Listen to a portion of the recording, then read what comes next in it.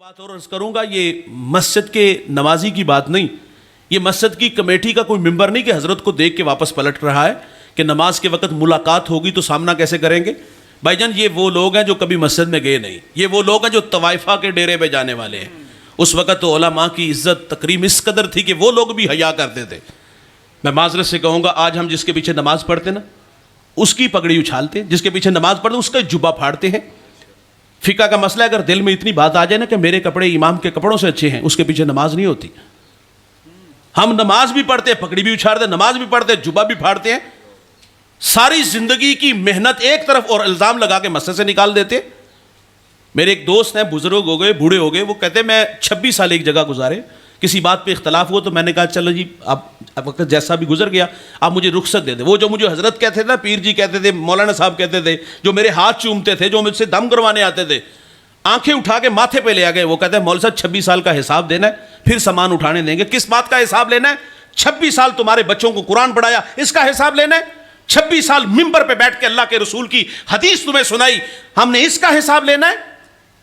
ابھی یہ حالیہ حرم میں ایک مولانا صاحب جو ہے وہ اللہ کے گھر میں کھڑے ہو کے بددعائیں دے رہے تھے۔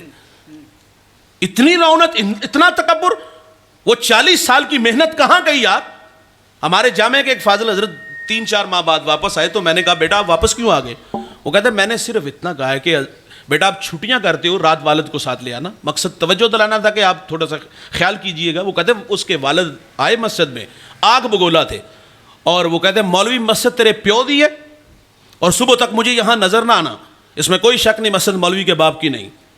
دیکھیے بات ہمیں بھی کرنا آتی، جواب ہمیں بھی دینا آتا ہے، اور جب ہم جواب دیتے وہ کہتے ہیں مولانا صاحب آپ دین پڑھے ہو، آپ ممبر پہ بیٹھ کے تمہیں دین ہی تو سکھاتے ہیں، وہاں کو کہانیاں سنانے تو نہیں بیٹھے۔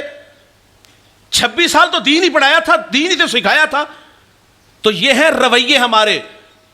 وہ اگر مسجد مولوی کے باپ کے نہیں جو نماز پڑھنے آتے ہیں، یہ سوال تو ہمارا ان سے بھی ہے۔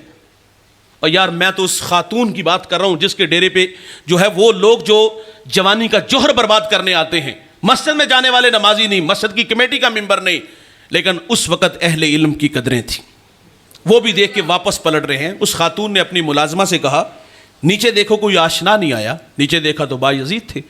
اس نے کہا نیچے مولوی صاحب ہیں، تو اس نے کہا جاؤ مولوی کو کہو کہ اللہ اللہ کرنی تو مسجد میں کرو، یہ ہمارا دھندا ہے، ہمارا کاروبار ہے۔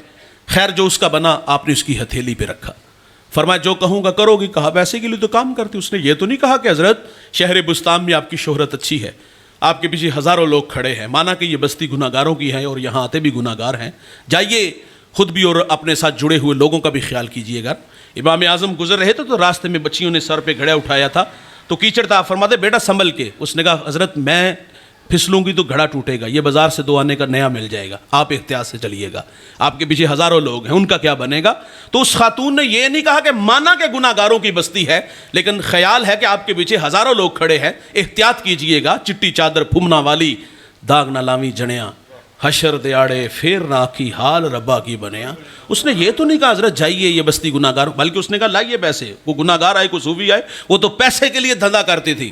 خیر جو اس کا بنا اس کی ہتھیلی پہ رکھا، فرمایا جو کہوں گا کرو گی؟ کہا پابند ہوں۔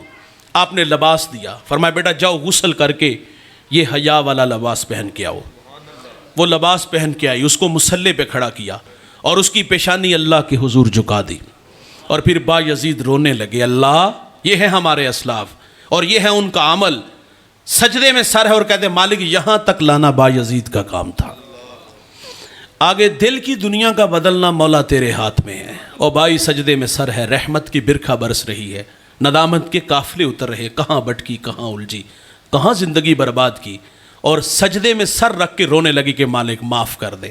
اور اللہ کا ولی تڑپ کے کہتا اللہ یہاں تک لانا میرا کام تھا، آگے دل کی دنیا کا بدلنا مولا تیرے ہاتھ میں ہے۔ اور بھائی سجدے سے سر اٹھاتی ہے، وقت کی ولیہ بن جاتی ہے، اور پھر اس کی نسل سے 90 ولی پیدا ہوئے۔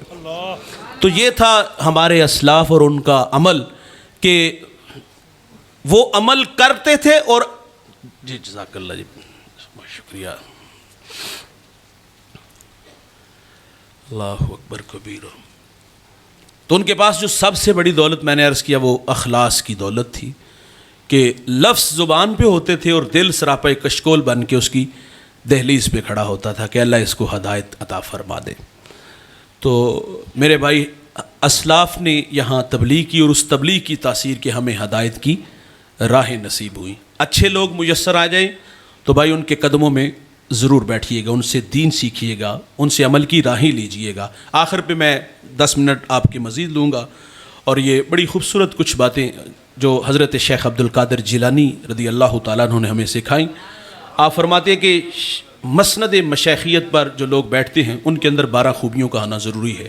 اگر ایسے لوگ میسر آئیں تو ان کے قدموں میں بیٹھنا اور ان سے فیض حاصل کرنا۔ شیخ فرماتے ہیں 2 خوبیاں اس میں جو ہے وہ رحمان والی ہوں، ایک تو اس کی صفت ستار کا مظہر، اور دوسرا اس کی صفت غفار کا مظہر ہو۔